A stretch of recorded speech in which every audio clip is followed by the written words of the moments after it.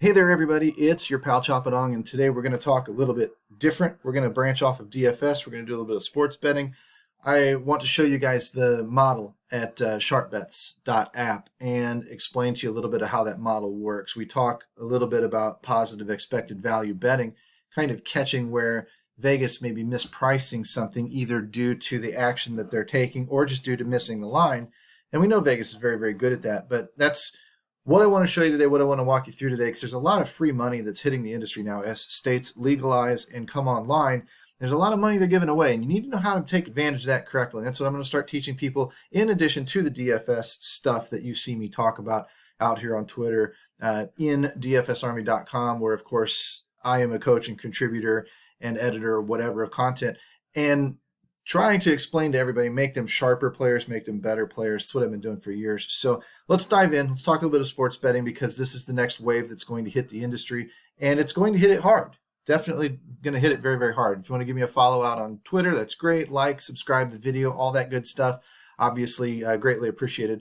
But that's not what I'm here for. I'm here to teach you, and if one person sees this, great. If 1,000 of you see it, also great.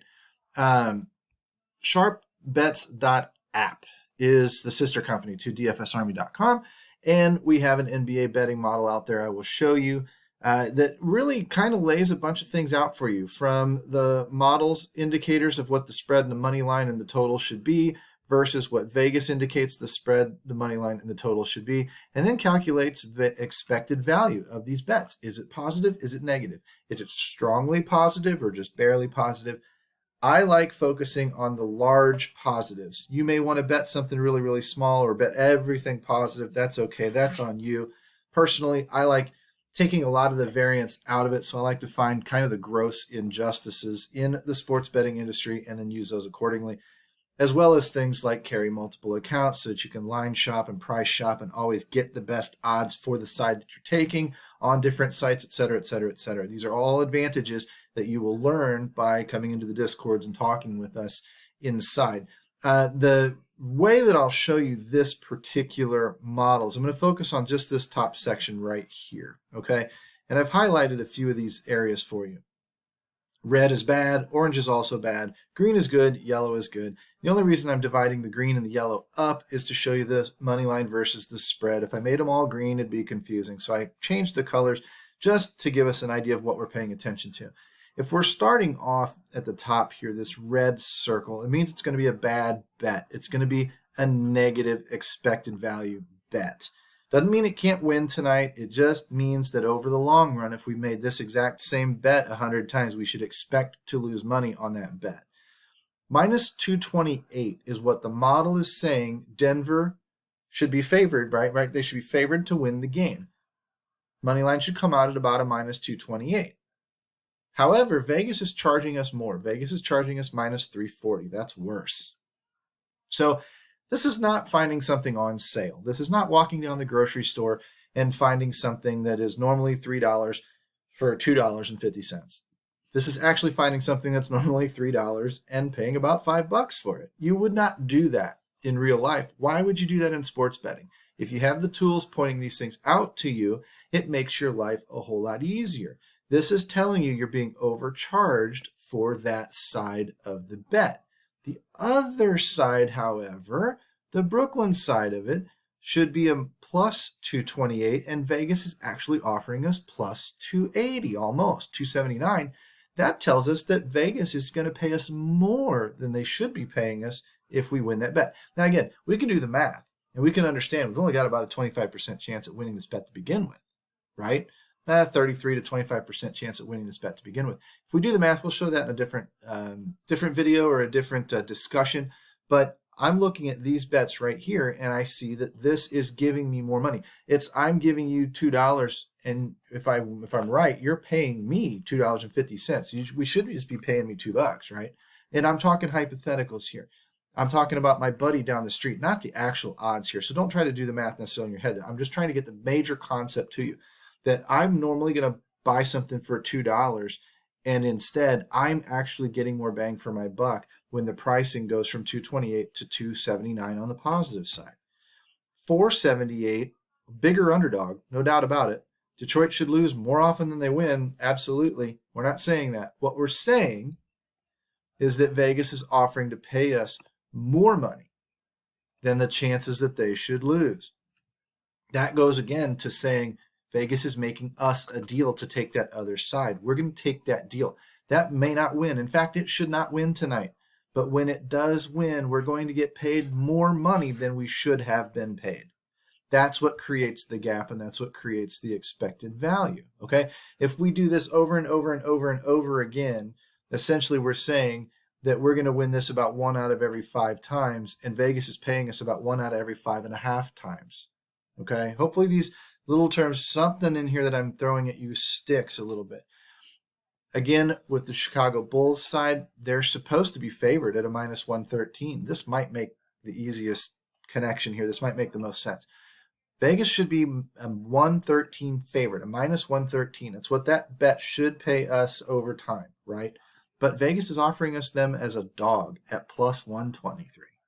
If I've got a favorite that should win the game the majority of the time, and it's paying me like an underdog, that's a big discount. It's a big sale. It's a big profit. It's a big expected value. Okay? Giant expect. In fact, it's the highest on the board of this little section that we highlighted. So that's a good bet to make most of the time. That one might actually pan out tonight for you. If you can run out there and get it before that line changes or before something happens, then that's a good price that you're going to get and force Vegas to lock into paying you the plus 123 when Chicago should just win this game more than half the time anyway. As a result, we look at the spread, also a good bet. They're saying that they should win by 2 points, right? The model is saying that Chicago should win by 2 points. But Vegas is saying, we think that Chicago is going to lose by 2.5 points. That's a 4.5 point swing. You're getting 4.5 more points than you should to win this bet. Again, creating positive value, positive expectation. So I would take the dog side on this. I'd probably double dip it and take both. Both are positive expected value bets. Why do I care? I'll take them both. If I'm wrong, I'm wrong. But if I keep making bets like this over the long run, hundreds and hundreds and hundreds of times, I should come out ahead. Because I'm not taking bad bets. I'm only placing good, solid, sharp bets. That's what I'm doing. Down here, money line's bad again, the plus 113 when they should actually win the game outright and be a minus 145. That would be bad. That's not a good price.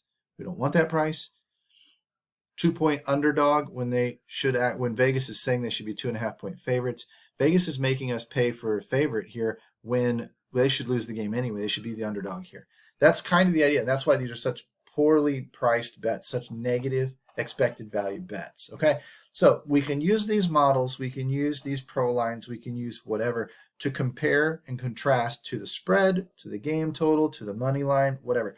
I happen to be a plus money kind of guy. I love the plus money side of things. You won't find me very often making a bet that, it says it should be a minus 300, but it's only making it a minus 200 for us. Because again, that would be a good bet. Minus 300 instead, I'm only being charged as a minus 200. That's a good bet for a favorite. But I don't like those bets very often anyway. I like getting back even money or a little bit better than even money. That's just where I tend to focus my energies. So that allows me to honestly be wrong more often than I'm right, have a sub 500 betting record in terms of frequency of the bets that I actually hit, but it allows me to return a profit. I've had many nights this last week where I went 4 out of 5. I went 4 and 5, so 4 out of 9. I only won 4 bets out of 9, but posted a positive 2 or 3 unit win because I'm betting some of these long shots that are giving me even better pricing, and occasionally you hit them. And when you hit them, they pay great. And they recover a lot of the misses that you had on the previous long shots. And I only have to come out a little bit ahead overall. I don't have to come out ahead every night. I don't have to make every bet be perfect. All I have to do is come out ahead overall. It doesn't even matter if I have a 500 win record or not, as long as I'm making the correct bets and getting the correct pricing for these bets and making money. My bank account grows. Even if I have a sub 500 betting record, my bank account grows. That's why you see these guys say they beat the spread 60% of the time. I mean, they might not even be profitable. If they're betting all massive favorites of -2 and -300, they might not even be profitable bettors. So that's a confusing number. These are all things we can talk about. These are all things we can teach you inside both Sharp App Community and inside DFSArmy.com to a degree. You can start with one, move over to the other. You can do both, whatever you want to do. You've got me with you guiding you through where these free bonuses are going to come from, the risk-free bets, all of the free bets, all of the deposit bonuses, all of these things, and then showing you how to be a break-even sports bettor so that you can maximize your return on all of that deposit and welcome bonus money, because that's where you're really going to make hay. I'm going to start showing people how they can turn $250 matched bonuses into $4,000 all on risk-free betting alone, because it is out there right now and it's available. I could say 10,000 and I could prove it to you, but I don't think you'd probably believe me. So I'll keep it down to the $3,000-$4,000 range just so you'll probably believe me. Come in, take a shot at us here at dfsarmy.com or over at the Sharp app, because either place is going to teach you how to become a better sports bettor and a better DFS player. Either way you want to play, either way you want to slice it. Come on inside, chop a dog, like and subscribe to the video, and we'll talk more about this stuff as time goes on, because that's my new direction. In addition to the DFS stuff I'm already doing, I'm going to teach you how to what I call bonus whore. We're going to bonus whore these sites, and we're going to take as much of the free money that they're offering as we can, and then hopefully build you a large bankroll, and then make you a break even to a profitable bettor for your own entertainment purposes going forward. Peace out, home slices.